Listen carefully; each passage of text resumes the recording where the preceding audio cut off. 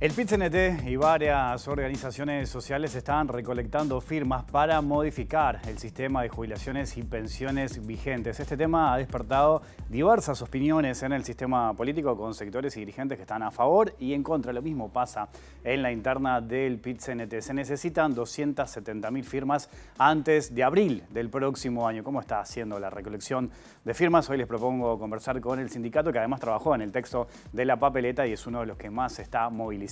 Bienvenidas, bienvenidos. Así comienza Lado B. La verdad que no tengo idea de cuál va a ser el impacto de que la intendenta de Montevideo firme. Lo que sí me parece es que está cometiendo un gravísimo error en el sentido de que es una propuesta, yo ya lo he dicho y lo reitero, muy grave.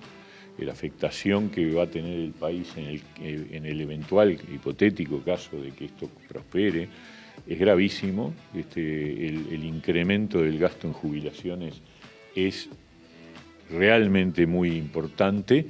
Va a significar, esto no lo digo yo, lo dicen los técnicos del Banco de Previsión Social que han hecho estudios y que indican que si esto se aprueba va a implicar que los aportes de los trabajadores a la seguridad social van a tener que incrementarse, igual que los aportes de las empresas, al doble, para poder bancar una fórmula como la que está planteada en este plebiscito, que yo creo que es realmente todo lo contrario de lo que hay que hacer. Lo que más me preocupa a mí es que en el partido de oposición, que se supone que quiere gobernar en el próximo periodo, que va a pelear por volver al gobierno, no están de acuerdo, no se ponen de acuerdo, están en libertad de acción, que significa que cada uno hace lo que quiere, y por lo tanto tenemos dos precandidatos que firman y dos precandidatos que no firman. Y de este tema tan importante vamos a estar hablando esta noche en vivo aquí en Lado B, en la pantalla de TV Ciudad, con Karina Sosa, que es la presidenta de la Asociación de los Trabajadores de la Seguridad Social. Karina, es un gusto recibirte. Bienvenida a Lado B. ¿Cómo andás? Bien, muy bien. Ustedes, muchas gracias por la invitación. Bueno, es un gusto tenerte por acá. ¿Cómo está haciendo este proceso de la recolección de firmas justamente en este cierre de año? Está siendo entretenido. La verdad que no tenemos un día de descanso porque día tras día surgen opiniones diversas. Y bueno, sí, la verdad que además de ser complicado, entretenido. Entretenido en el sentido, hay un poco de ironía ahí, creo, ¿no? Porque hay muchas críticas y acusaciones y no tenemos un día de descanso porque da la sensación que tienen que salir a responder. ¿Va por ahí el tema? Y yo creo que muchos de los que opinan no se han tomado primero el trabajo de leer la papeleta de forma profunda, a estudiar cuáles son los puntos verdaderamente importantes. No han deducido aún que el fideicomiso que se propone en ella es para preservar justamente el dinero de los trabajadores, que dicen que el PIT-CNT supuestamente está intentando apropiarse de ellos, porque en esa papeleta justamente está consignado que fiduciario y fideicomitente serían personas públicas estatales. Entonces estaríamos hablando de que el propio gobierno sería el que ejecutaría esa trazabilidad de los dineros de la gente y no entendemos mucho por dónde viene la acusación. No es ironía, sino que es una realidad. Y por otro lado, para hablar de seguridad social, primero hay que tener bastante responsabilidad y en segunda instancia lo que tenés que saber es que quien está pronunciándose al respecto tiene una ideología muy marcada que puede no ser justamente coincidente con la del PIT-CNT y justamente eso es lo que trae las diferencias a la opinión pública, ¿no? ¿Sentís que no hay responsabilidad en algunos actores que están opinando sobre este tema? No, sí, la responsabilidad de quien emite una opinión es de quien la emite. El problema es desde qué lugar se para opinar, ¿verdad? Porque yo, por ejemplo, ahora escuchaba a nuestro ministro de Trabajo que en lugar de estar controlando, por ejemplo, que en pandemia los seguros de paros parciales fueran efectivamente reales, porque a nosotros como BPS nos pasaba que la gente venía y tenía cosas para cobrar y no sabía por qué, porque seguía trabajando y se hicieron algunas gestiones, después nos dijeron dejen de preguntar.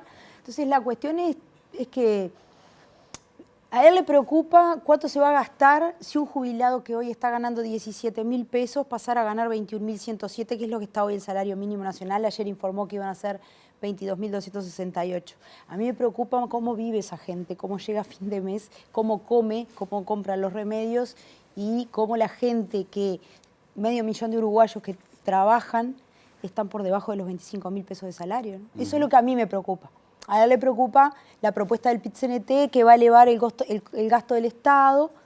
Y bueno, debo reiterar lo que dice la papeleta, ¿no? Que la seguridad social es un derecho humano fundamental y no puede ser catalogado como un gasto. Ahora vamos a ir a los puntos que plantea la papeleta. Pensaba que en el 99 se intentó eliminar las AFAP, sí, en ese caso no se llegaron a las firmas. No, hubo mucho descarte por problemas de firmas duplicadas o eliminación de la firma por no coincidir con la credencial, ¿no? Vayamos ahora a esta postura de eliminación de las AFAP, del ahorro individual. ¿Dónde se paran ustedes? ¿Cuáles son los argumentos que manejan? Bueno, nosotros nos paramos primero en el promedio de jubilaciones que paga BPS, que es de más de 30.000 pesos, contra 7.600 que paga la AFAP, aunque a los dos se les aporta el mismo dinero. Después también nos paramos en que el 60% de aquellas personas que tienen renta de AFAP ganan menos de 2.000 pesos por mes y el BPS le garantiza a cualquier persona 17.000 pesos como mínimo.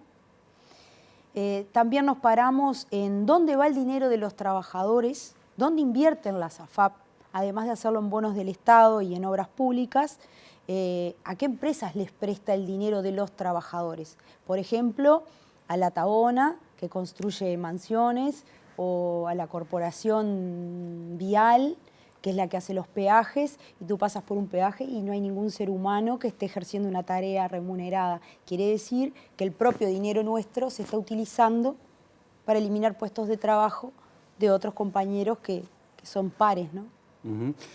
Hablábamos recién, hay distintas opiniones aquí en Lado B, como hacemos siempre, tratamos de tener todas las opiniones sobre un tema, ¿no? Nos faltaba obviamente conversar con ustedes y por eso que hoy lo estamos haciendo. En esto de las críticas, muchos hablan de expropiación de ahorros de las cuentas individuales. Por ejemplo, Martín Rizzo, el catedrático, AEU, Rodolfo Saldain, que es uno de los referentes en esta reforma, en esta ley que hoy está vigente. ¿Cómo toman ustedes esas críticas, por ejemplo?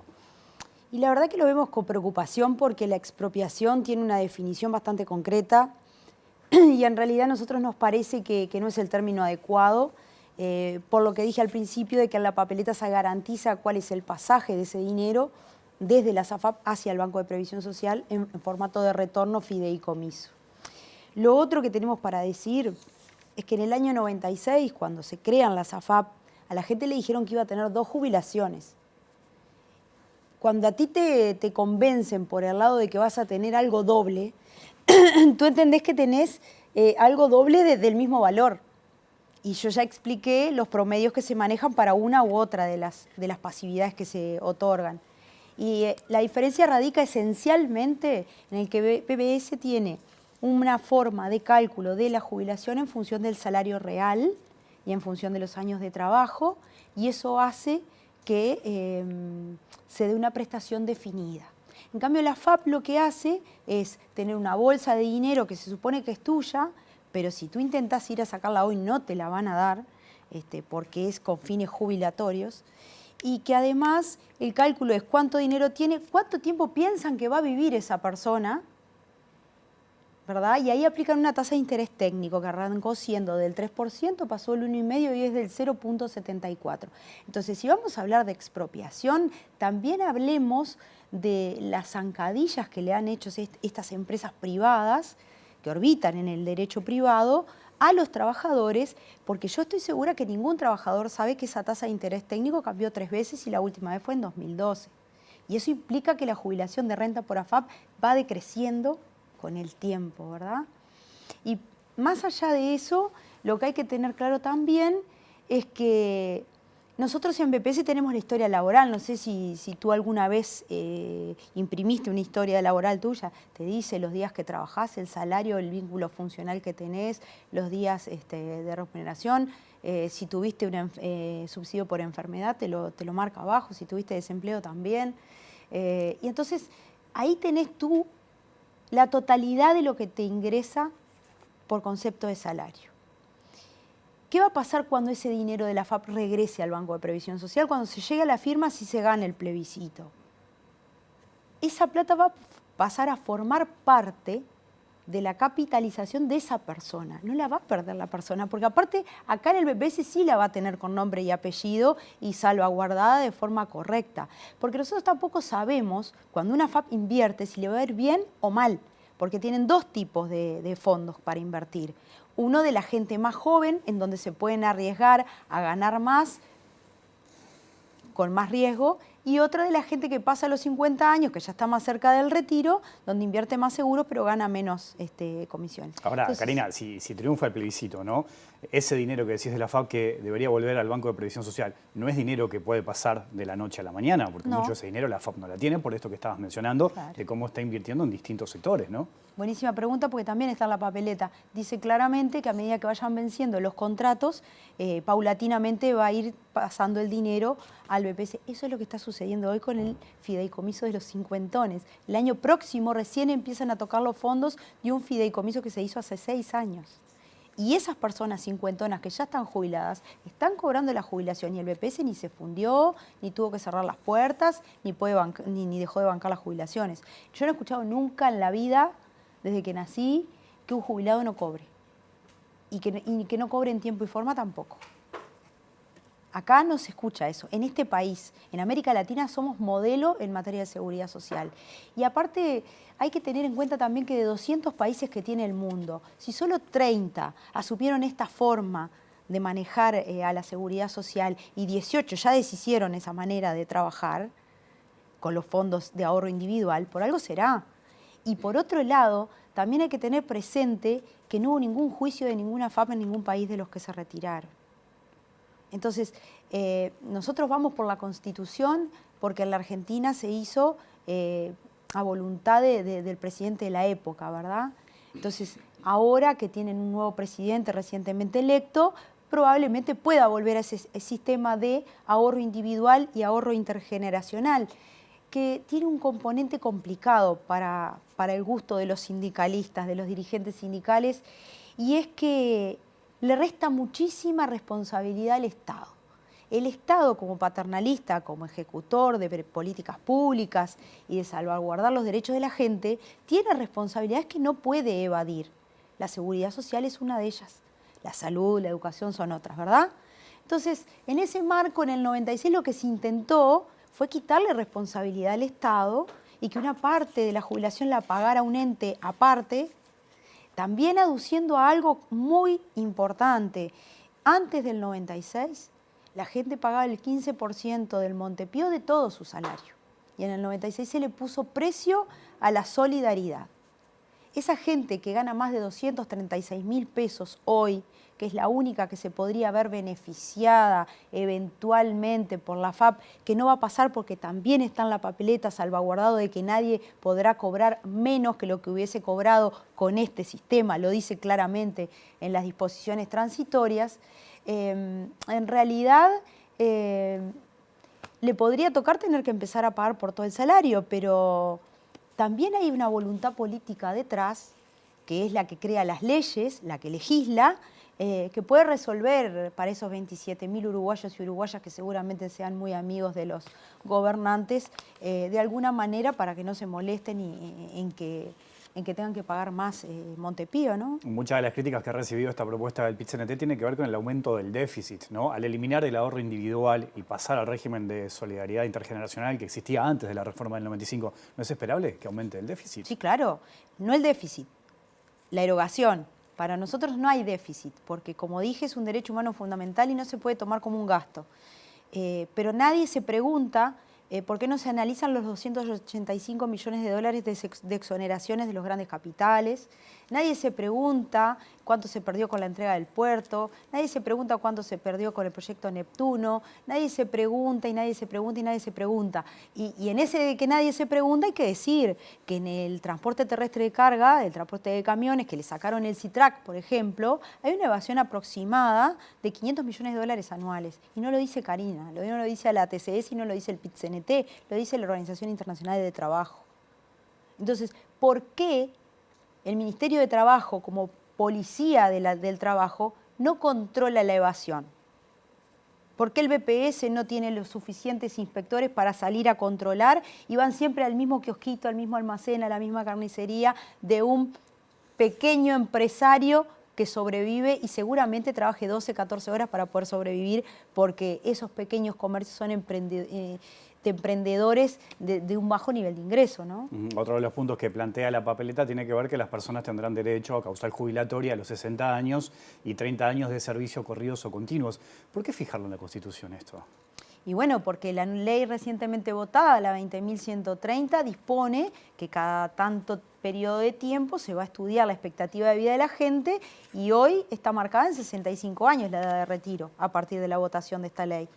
Pero el año que viene pueden ser 67, en el 2025, el 2026 pueden ser 68 y algún día puede ser los 99 o hasta que te mueras y pases directo ya sin jubilarte a mejor vida, ¿no? Entonces, nosotros tememos que no ponerle un freno a eso, que tampoco impide que el que quiera seguir trabajando más allá de los 60 lo pueda hacer, ni muchísimo menos que el que se quiere retirar antes porque tiene servicios bonificados también lo puede hacer.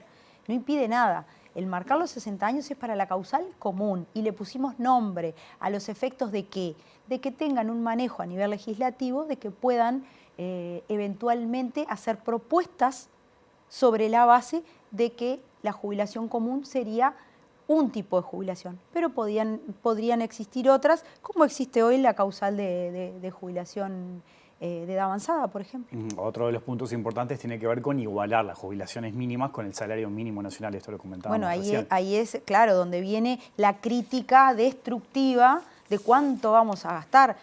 Vuelvo a lo mismo. A mí me preocupa cómo el jubilado vive con 17.000 pesos, que en Montevideo está por debajo de la línea de la pobreza, que es 19.000.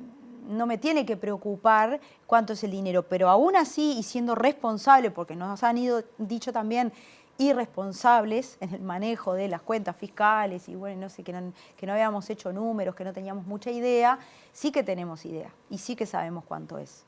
Trabajando en BPS tú sabes muchas cosas, porque tenés un nivel de conocimiento y del manejo de las proyecciones actuariales potente, contundente, que proviene de un equipo de profesionales que son muy serios y que han trabajado y han trascendido a todos los gobiernos, a cualquier directorio político del PPS. Entonces nosotros confiamos en nuestros compañeros y sabemos que hacen un trabajo serio. Y en esa misma línea hay que decir que lo que se vaya a invertir en seguridad social, porque es una inversión, está más que sañado con el corte inmediato del traspaso de fondos desde BPS hacia la SAFAP, que son 3 millones de dólares por día, que cifran unos 1.280 millones anuales. Eso en cifras del 2022. Ahora 2023 todavía no sabemos. Hace algunas semanas el presidente de la República, Luis Lacalle Pou, dijo de que los que promueven esta papeleta no aportaron ninguna idea en las instancias de debate. ¿Cómo tomas esa crítica? Bueno, no sé si ustedes como medio de comunicación recibieron la carta que le hicimos al presidente, con el mismo tono de cordialidad y con la misma fraternidad de siempre, con la que le presentamos un proyecto alternativo que la TCS había escrito en su momento. Lo elaboramos con economistas, con sociólogos y con compañeros que trabajan en la materia. Se lo presentamos 4 veces. O sea que aportes hicimos. El problema es que cuando un gobierno no está dispuesto y no tiene la apertura suficiente para abordar un diálogo social serio, porque diálogo social no fue lo que pasó en la discusión de la comisión de expertos, cerrada, de 15, de iluminados, porque allí se tomaron decisiones en función de un punto de vista economicista y no desde el punto de vista del ser humano, de lo que significa llegar a la edad del retiro y tener que sobrevivir con la mitad del salario, sin aguinaldo y sin salario vacacional, además. Ese tendría que haber sido el foco de la cuestión. A ver cómo tratamos a nuestros viejos y a nuestras viejas, porque ellos ayudaron a construir con la fuerza de su trabajo este país y no merecen que en la última etapa de sus vidas los traten como que son una carga. ¿Vos sentís que eso está presente hoy en el Uruguay? Porque te dicen que somos unos inconscientes por generar este tipo de gasto para el país y no reparamos en que hay niños que pasan hambre y que sí, 120 millones de dólares necesitan para resolver ese problema. que lo resuelvan. Quienes se postulan a candidatos desde los distintos partidos políticos, mirá que acá no estamos hablando de ningún partido político en especial, porque todos tienen representación parlamentaria y no se postulan para ejercer la representatividad del pueblo. ¿No tendrían que estar pensando soluciones en vez de estar peleándose con el PIT-CNT? Ahora pasamos una ronda de consejo de salarios que la verdad que los aumentos dan pena, dan ganas de llorar. Y llevamos 3 años de pérdida salarial. Y acuérdense también que en la medida que los salarios no aumentan, las pasividades aumentan menos. Entonces, si yo apliqué una política de recorte, pero de recorte feroz, a políticas públicas, no generé políticas públicas de empleo en el marco de una reforma de jubilaciones y pensiones para que haya puestos de trabajo con salarios dignos, y tampoco busqué otras fuentes de financiación más que hacer trabajar a la gente 5 años más, es porque estoy muy mal ubicado. Ideológicamente lo que pienso es que el trabajador tiene la culpa de ser pobre y tener que trabajar para sobrevivir y que tiene que pagar las consecuencias el propio trabajador. ¿Y el Estado qué es lo que hace entonces? En esto de las críticas, en su momento a Evo, por ejemplo, también habló de que faltó diálogo, incluso puso sobre la mesa el tema de los juicios, ¿no? De que el Estado podía llegar a asumir determinados juicios millonarios si esto se aprobaba. ¿Cómo tomas esa crítica? Bueno, eso está laudado en el sentido de que te planteaba, cuando nosotros hicimos la investigación con estos 18 países que se van de las AFAP, que vuelven al sistema anterior, con las embajadas, ¿no? Obviamente, y con intérprete mediante en algunos casos, nos decían que no existieron juicios porque el dinero es de los trabajadores, no es de las AFAP.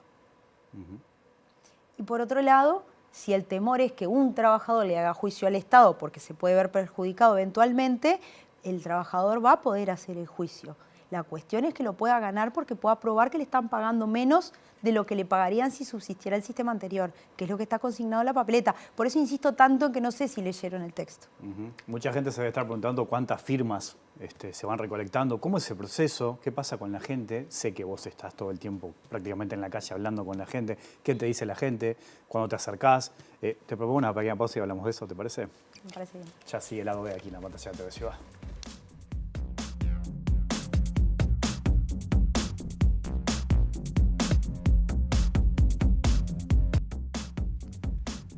Seguimos en vivo aquí en Lado B, en la pantalla de TV Ciudad, conversando con Karina Sosa, presidenta de la Asociación de Trabajadores de la Seguridad Social. Karina, en este último tiempo también las AFAPs han publicado distintos datos, ¿no? Sobre, cálculos, comparaciones, cálculos de jubilaciones, desde cuándo comenzarán a regir algunos sistemas de esta nueva ley. Ustedes siguen de cerca, obviamente, toda esa información. ¿Qué lectura tienen? ¿Hay algunas precisiones que necesiten hacer en ese sentido? Y sí, porque cambió mucho el panorama, ¿no? Si bien cambió la forma de cálculo, a partir del 1 de diciembre, todo nuevo trabajador que entra al mercado laboral está afiliado aunque no quiera. Cuando hasta el 30 de noviembre, si entraba al mercado laboral, podía optar si no ganaba 78.770 pesos. Entonces es un cambio para nosotros trascendental. Y la distribución, estuve buscando en la página justamente de las AFAP, la distribución de los valores y demás, y lo que percibimos nosotros claramente es que la ley de reforma vino no solamente a recortarle derechos a los trabajadores, sino también a asegurarle a las AFAP más ganancias, más ingresos genuinos desde el peso cero, sin tener que afiliar a nadie y sin tener que hacer ningún esfuerzo. ¿Y eso por qué? Y porque claramente el sector financiero tiene mucho poder. Y claramente también, en plena pandemia, nosotros hicimos algunas solicitudes de crédito al Banco Interamericano de Desarrollo, y algunas de las cláusulas eran, por ejemplo, una era crear los jornales solidarios, y de hecho se hizo, ¿verdad? Otra era crear la comisión de expertos. Y vaya a saber cuántas otras cláusulas hay que no conocemos, a la que se comprometen los gobiernos con la calidad de vida, poniendo en riesgo la calidad de vida del trabajador, ¿no? Y pasando en limpio lo que tú me preguntabas, que me llamó mucho la atención ver en la página de la AFAP, es que ya dicen cómo se calcularía la nueva jubilación, que se aplica una tasa, y esto no es así, esto empieza a pasar en el 2033 de forma paulatina. sí empieza a pasar con las jubilaciones por imposibilidad física. Y acá hay que hacer unas precisiones. La primera es que tuvieras la edad que tuvieras, si tú configurabas una incapacidad para trabajar, te ibas con el 65% del salario básico jubilatorio que tuvieras. 65%. Hoy, si tú tenés causal, lo que serían 60 y 30, porque en realidad todavía no pasamos a 65 hasta que no empiece a correr el primer jubilado que genere causal en el año 2032, tenés que conformarte con una jubilación común. Y eso implica que te paguen 20% menos. Y lo otro que hay que decir también es que en la página de la AFAP no puede estar escrito de esta manera porque en principio el sistema de seguridad social de nuestro país es muy intrincado para comprender la forma de cálculo. Y si además se presenta de esta forma, lo que hace a la población es confundirla aún más. Porque aparte la gente lo va a mirar ahora porque se está hablando de la reforma, pero a nosotros nos consta como trabajadores de BPS que la gente se preocupa por la jubilación un añito antes de cumplir la edad o máximo, no mucho tiempo antes. Entonces también van a perder la oportunidad de hacer reconocimientos de servicios muchas personas, porque la ley prevé que, por ejemplo, hoy solo pueden hacer reconocimiento de servicios las personas que tengan 60 años. Si no tengo 60 años no me toman un trámite de ese estilo. Por más que yo insista y quiera, porque no solo porque no hay personal para atender a la gente, sino porque además están muy ocupados con todos los cambios de la reforma. Lo otro que también hay que decir y hay que precisar, que es muy importante, que cuando las personas más necesitan, que es cuando se enferman, justamente es cuando les recortan el ingreso. No nos parece ni justo ni coherente. Y también hoy me quedó algo colgado con el tema de los 65 años. Está estudiado también por la Organización Internacional del Trabajo que a medida que uno va envejeciendo en el puesto de trabajo, tiene muchas más posibilidades de envejecer con una patología o enfermedad profesional por el claro deterioro del paso del tiempo, ¿no? O por la naturaleza del trabajo que desarrolla. Y entonces, ahora sí, y ahí ato esto con lo anterior, entiendo por qué el recorte en jubilaciones por imposibilidad física, porque si le corriste el arco cuando iba a hacer el gol la persona 5 años más de trabajo, seguramente se susciten muchas más solicitudes de imposibilidad. Y claro, recortando por ese lado que van a gastar menos, obviamente. Ahora entiendo por qué decían que esta reforma era favorable, porque abatía algunos puntos del PBI y lograba hacer más sustentable al sistema. Esas son las cosas que tenemos que entrever como ciudadanos responsables. ¿Por qué lo dicen? Porque si me van a pagar una mejor prestación, no puedo creer que me vayan a pagar mejor. Incluso hoy, con 65 años de edad y 35 años de trabajo, el porcentaje de asignación de jubilación es del 60%. Y en el futuro, con 65 años de edad, vaya a saber cuál va a ser el porcentual. Porque también el suplemento solidario, que lo promocionan como algo muy positivo, por la forma de cálculo que tiene, con los años se va a ir perdiendo en el tiempo. O sea, va a ser menos dinero para el trabajador. Karina, ya en el final, se necesitan 270.000 firmas antes de abril. ¿Cuántas firmas tienen hasta este momento? Anunciamos la semana pasada unas 65.000 firmas. Está costando mucho el retorno, voy a ser bien sincera en eso. Los sindicatos somos medio remolones en llevar las papeletas al PIT-CNT, que es donde tienen que estar. Pero bueno, la gente firma. La gente firma sin que le expliques y cuando viene y pide una explicación, termina firmando, porque la pregunta va en el sentido positivo de la intención, de saber para qué, por qué y cómo vamos a hacer esto y por qué tenemos que hacerlo los trabajadores organizados y no lo tiene que hacer ningún poder legislativo. Lo tenemos que hacer nosotros porque somos nosotros quienes tenemos que defender nuestros derechos por el mecanismo de la democracia directa, porque ya vimos que la representativa no nos ha funcionado muy bien. ¿Consideran que van a llegar a la cifra? Consideramos que sí, que la vamos a superar, porque la gente es muy receptiva. Además, nosotros tenemos una forma de juntar firmas que es de proponerle a la persona y si se resiste, la dejamos seguir. No de convencer, digamos. No, porque nos parece que esta idea tiene que madurar, que hay que hacer una campaña seria, responsable, honesta y sin violencia. No es lo mismo que estamos percibiendo desde la oposición, que se ha dedicado a colgar pasacalles estos días. Y bueno, con mentiras, por supuesto, ¿no? Que en realidad nadie le va a robar el dinero a los trabajadores, ya lo expliqué creo que suficientemente. Y creemos que vamos a llegar. Sí. Es muy positiva la posición del ciudadano común. Gracias, Karina, por tu visita esta noche aquí a la hoy. Gracias a ustedes. Nos vamos, volvemos mañana después de las 20 horas. Que pasen bien, chao.